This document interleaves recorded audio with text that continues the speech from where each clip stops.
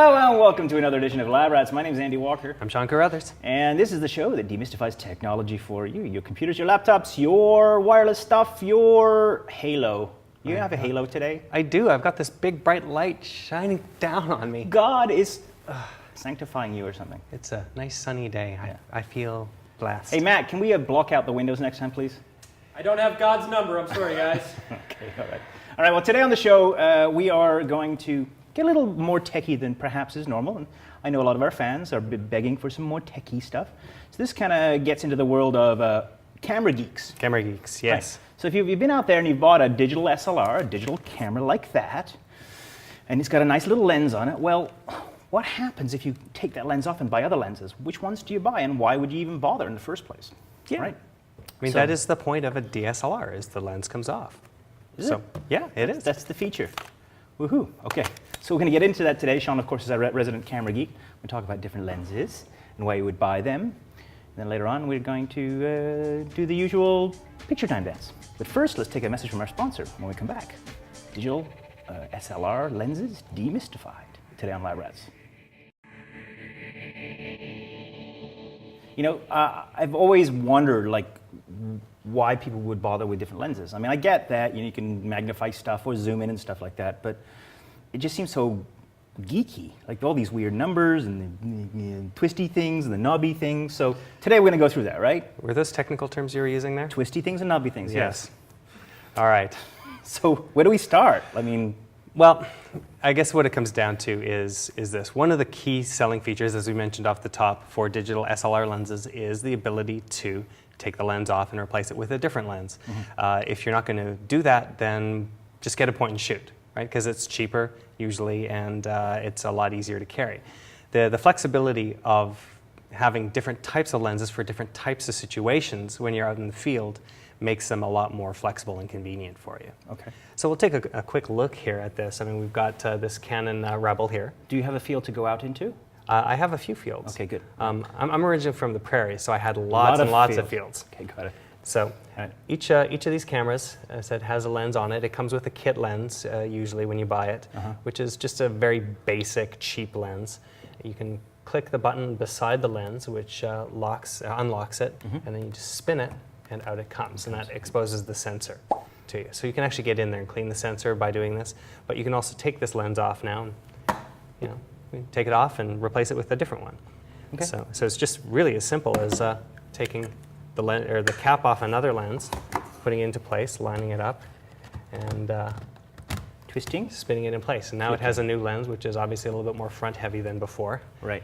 But it has different capabilities now, this camera. So how do I tell between the different lenses, like other than the shape and the size, and maybe the brand? I mean, how do I tell what's a good lens and what's a bad lens? Well, there's different types of lenses from different manufacturers. Generally, the one way to know that you're getting the proper lens for your camera is to go with the same manufacturer. So I've got a Canon camera, there's Canon lenses. There's Nikon cameras, there's Nikon lenses. So Nikon won't go on a Canon, Canon won't go on a Nikon? Generally not. There's sometimes adapters you can use, but they have their downsides for that. But typically staying with Canon lenses for Canon cameras is pretty safe. Mm-hmm. Some of them have better capabilities than others. So what we can do to look at some of these things is each of these lenses actually has a set of numbers on the lens itself. And we can see right here. 50 millimeters. It's 50 millimeter and it's 1 to 1.8. Okay, what does that mean? Okay, so 50 millimeter is the focal length of the lens itself. So that essentially means how close up the picture will be. So if you have a lower number, it'll be zoomed further out. If you have a higher number, it'll be further 50 millimeters. So you can only focus this far? That's 50 millimeters. Yeah, you'd think that's actually an internal measurement inside the lens itself. So is it distance what, from the sensor to the actual? Yeah, it's called the focal length inside there, yeah. Okay. So that's essentially what it's measuring inside there, inside the lens. Okay. And so do you want a big focal length or you want a short focal length? Well, here's the thing. It depends on the circumstances.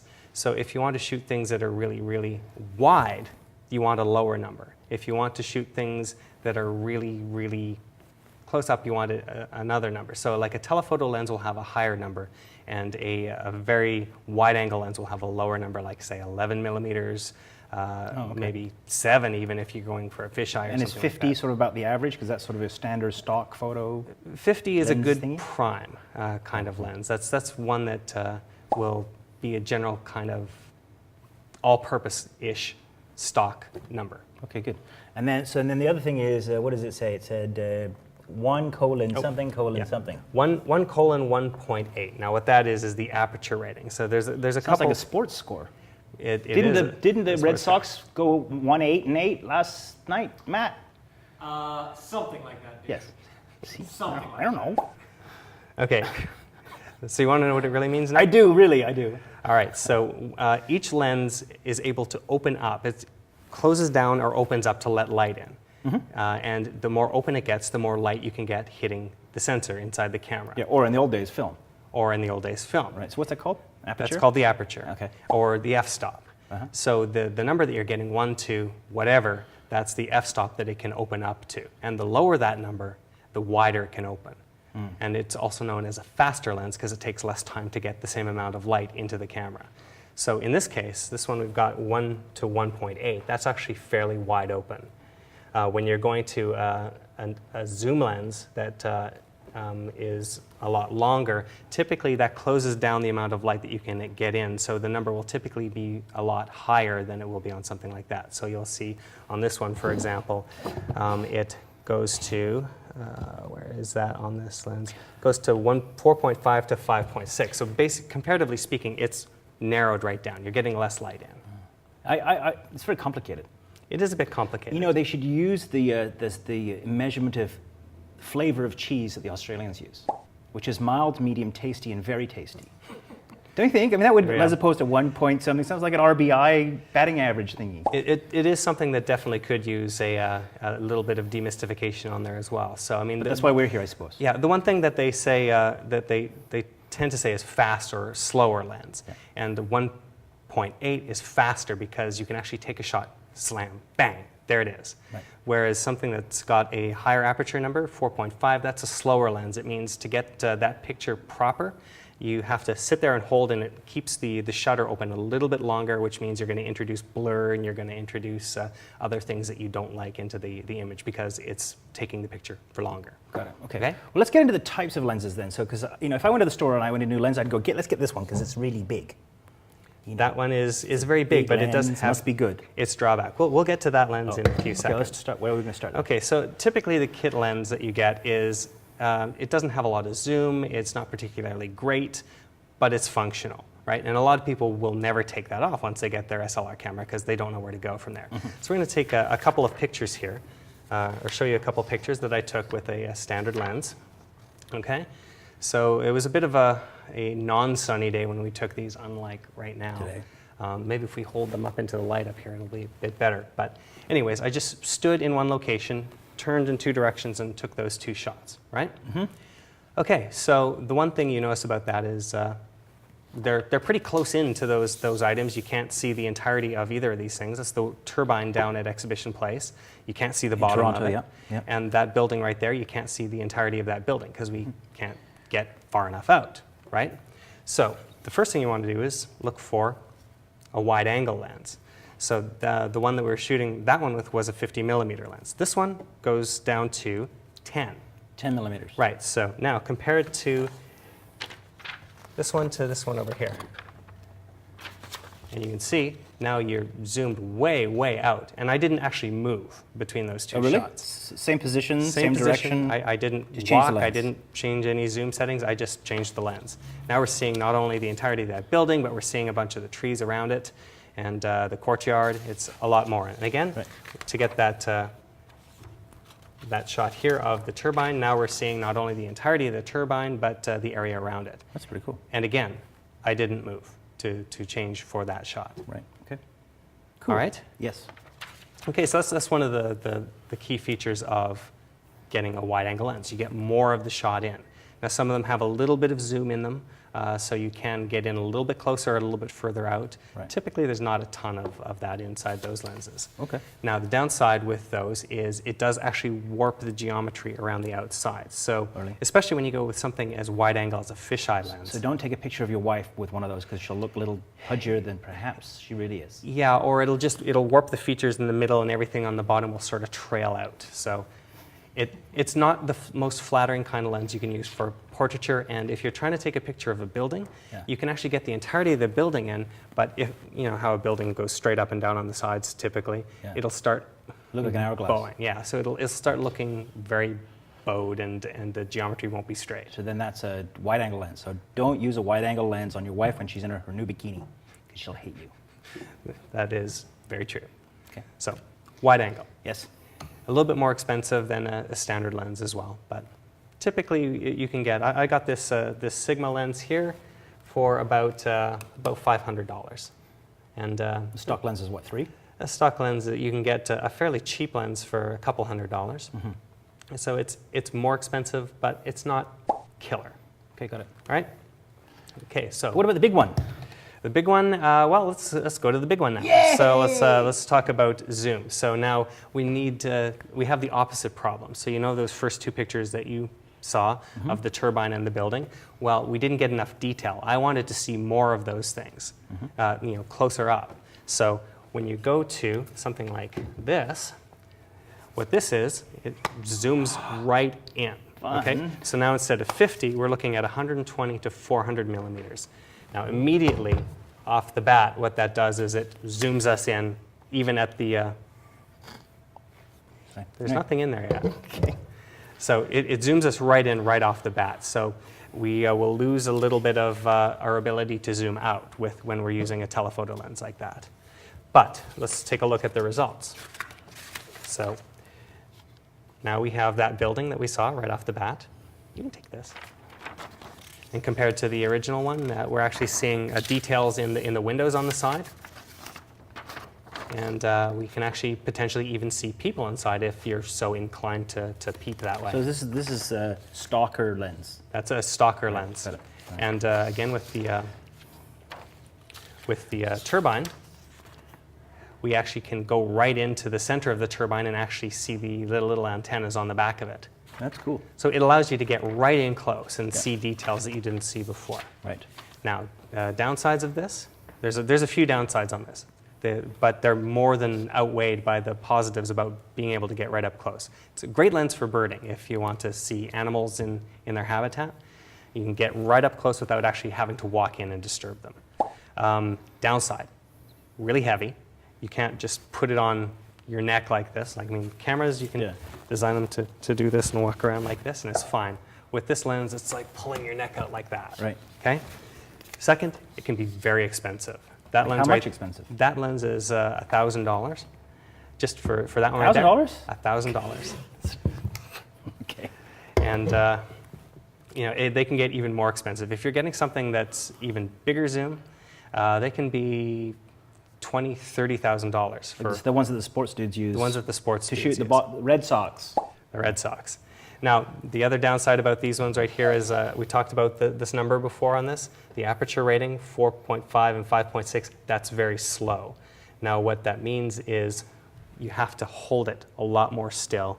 And if you're trying to do really fast photography with this, it's not going to work when you're out at full zoom range. So 4.5 is when you're zoomed all the way in, out, so that you can see more of the shot. When you're zoomed all the way into something, it's 5.6. So the more you zoom in, the slower it gets, and the harder it is to get that shot properly. Okay. So it takes something, right? It takes something to graduate to that lens and use it effectively. And Yeah, there's two ways you can get around that. One of them, this one actually has optical image stabilization built into the lens, so it'll actually correct for a little bit of that shakiness. It'll raise that capability up a little bit, but you're probably better off getting a tripod, especially because you can't put this around your neck. You'll probably want something to set it down, so it's not as awkward. Good. Okay, good. And there's one more, and then we got to wrap up. Yeah, so next, we've got a problem. You want to get close, okay? So with regular lenses, I don't know whether you've had this problem with the point-and-shoot cameras, but you have to step back to be able to focus in on something really close. The next thing you can do is get what we call a macro lens. So the macro lens is, it allows you to basically get right on top of something and focus right up close on something. Now you've seen on your point and shoot cameras, often they have a little flower on them. Right?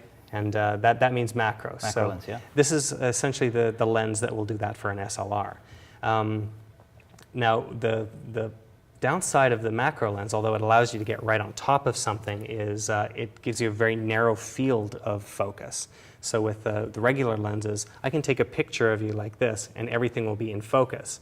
Whereas if I get a macro, it'll actually put like your nose in focus, and anything on the other side might not be. So like your shoulder will be out of focus, your other it's a shoulder short will be focal out. length, is that right? It's a very short focal band there that you have. Okay. So, Right. so you can see right here. This is a shot I took, actually upside down, with a regular lens.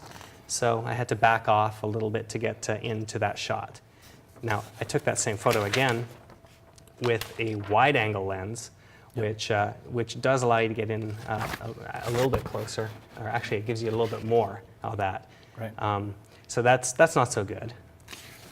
So the macro lens here allows you to get up right close, and for this one we've actually focused in right on this point, right in the center of the flower, and you can see it's very narrow. Everything else on this little flower here, on this lilac, is out of focus now.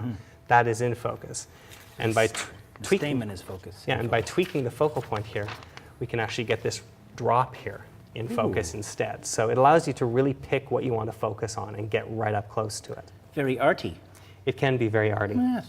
Very good. So that's one thing. Now the downsides of that, a lot of them don't have any zoom.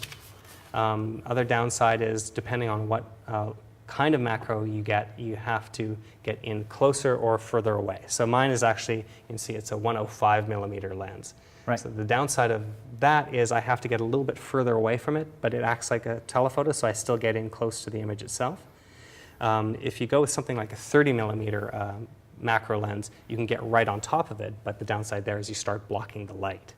You're right on top of it essentially, and you're not going to be able to see anything that's that close to there because you're essentially cutting off all the sources of light. Got it. So, Super fun. right, and there's one last lens I want to talk to you about really, really quickly. Is, that's not it. It's it's the one on here. It's a general purpose lens essentially. It can zoom out a fair amount. It's 18 to 180 in this case, Yep. but it can also zoom Ooh, neat. to 180. So it's like a jack of all trades, master of none. Yeah, so it's about 10 times zoom. It's not particularly great at either one of those things. It takes good, competent pictures, but if you want better pictures, you'll want to get one of the other lenses. Good. So How much for that? For something like this, you're looking at $300-400. So it's a really good, if you only can take one lens with you, you don't have a lot of room in your backpack, it's a great choice. Very cool. Well, thank you, Sean, for super fabulous lens demystification. Let's take a break, and when we come back, we've got picture time and final thoughts from which lens I would buy if I was a camera geek. That's after this.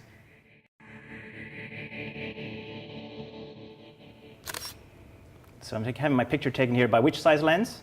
This is the 18 to 180. 18 to 1. There you go. Sounds like a Red Sox score to me. Okay, let's get on with our favorite contest that we got going on right now. You can win a Butterscotch t-shirt if you just send us a very simple email, which says, "Dear Lab Rats, here's the show that I like the best that's not Lab Rats, but is on butterscotch.com. What are you doing? Get out of here. So all you need to do is send an email to feedback@labrats.tv. and let us know. Go on to butterscotch.com, find the show that you like, find the episode you like, write us a little note, just like Alex did. Now, Alex didn't tell us where he's from, but he loves Mr. Mobile, and he said he likes episode 19, iPhone power tips, because he didn't realize some of these tips actually existed, such as the sleep hold button. So let's take a look at that show, and when we come back, we've got picture time after this. Welcome on deck. I'm Matt Harris. Hi, I'm Jay Goldman. Welcome to the A-List. Hi, welcome to Miss Download.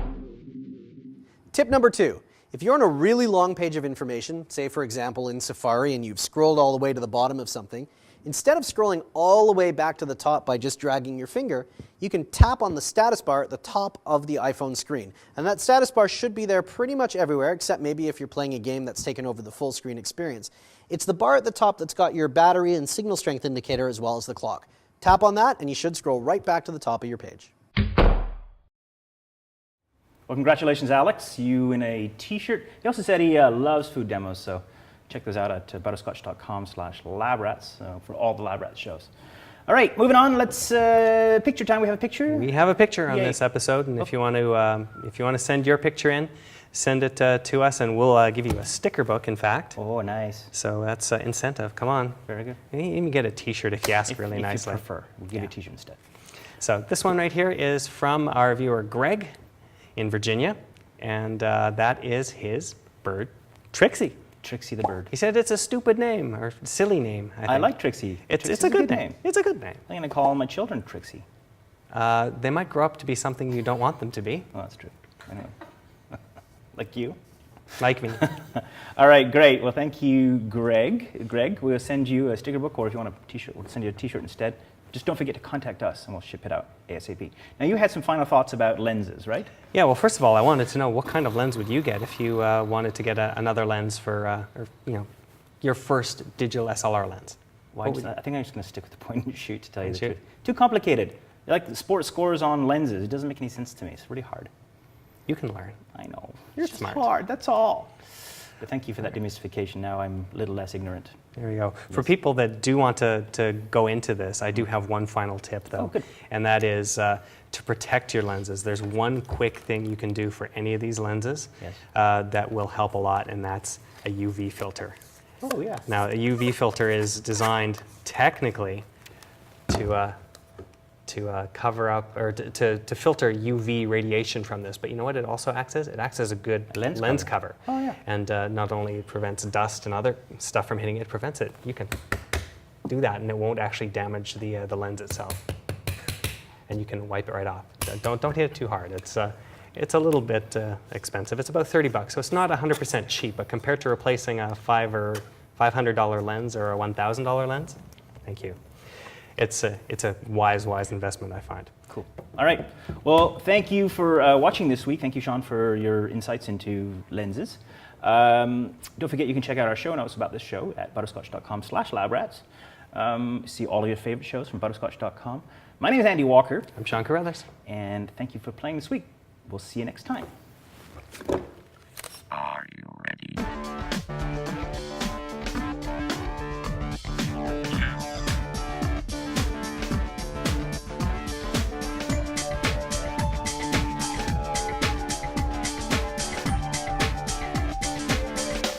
Try this at home.